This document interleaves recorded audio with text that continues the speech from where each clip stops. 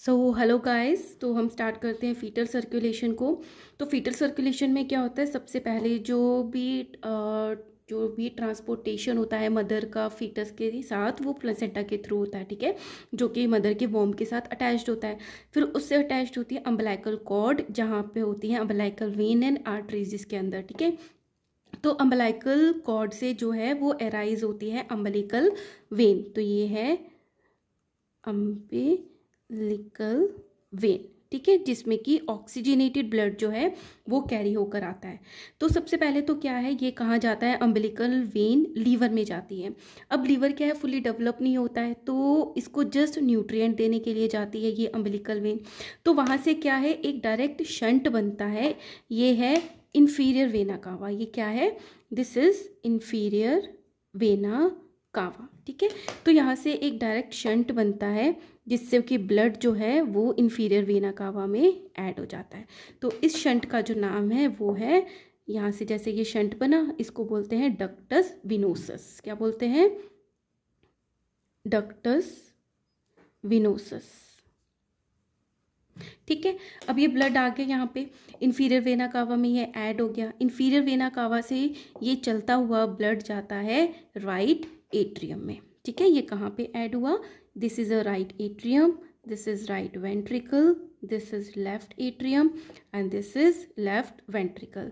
तो ये आया राइट एट्रियम में। तो इसमें जो ब्लड है राइट एट्रियम, ये कहाँ जाना चाहिए, राइट वेंट्रिकल में जाना चाहिए। इसमें भी जाता है, बट ज़्यादातर जो ब्लड है यहाँ पे एक और शंट होता है जिसका नाम होता है फोरामेन ओवेल। तो इसका नाम है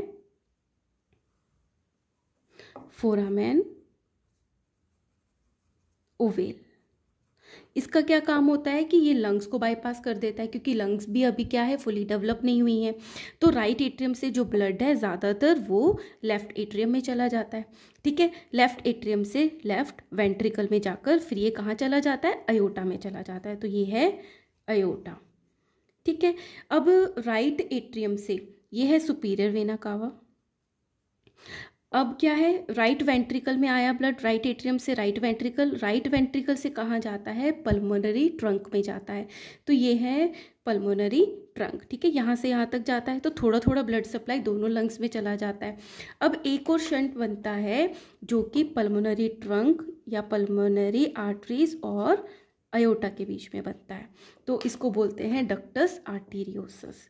this is a ductus arteriosus. ठीक है, तो तीन शंट हो गए, डक्टस विनोसस, डक्टस आर्टीरियोसस और फोरामेन ओवेल। तो यहाँ से भी जो ब्लड है पूरा का पूरा कहाँ आ जाता है, अयोटा में चला जाता है। ठीक है, अब अयोटा से जब आता है तो वहाँ से निकलती हैं दो आर्टरीज निकलती हैं, जो कि होती हैं लेफ्ट और राइट कॉमन इलायक आर्टरी। तो ये जो हैं, ये दोनों के दोनों हैं left and right common iliac arteries.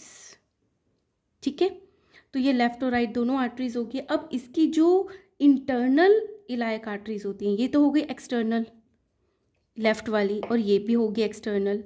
इसकी जो दोनों इंटरनल इलायक आर्टरीज होते हैं, जैसे एक ये हो गई और एक ये, सॉरी ये वाली, ठीक है, रेड वाली जो है, सो एक ये और एक ये क्या हो गई, दोनों की दोनों इंटरनल इलायक आर्टरीज।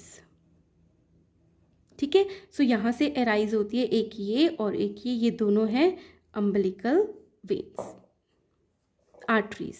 वेन तो ये थी, this is a umbilical arteries. तो ये 2 इन नंबर होती है, अम्बिलिकल वेन तो एक होती है और 2 क्या होती है, अम्बिलिकल आर्टरीज होती है।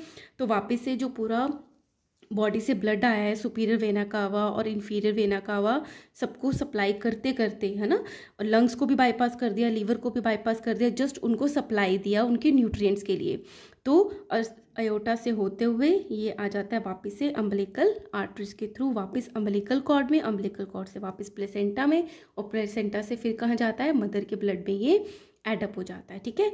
तो इस तरीके से जो फीटल सर्कुलेशन है वो चलता रहता है, और जैसे बेबी का बर्थ होता है तो जो चेंजेस लंग्स में आते हैं या फिर एट्रियम्स में आते हैं, तो एक तो फोरामेन ओवेल बंद हो जाता है, डक्टस आर्टेरियोसिस और ये विनोसिस जो है ये बंद हो जाते हैं और वो नॉर्मल सर्कुलेशन स्टार्ट हो जाता है, राइट।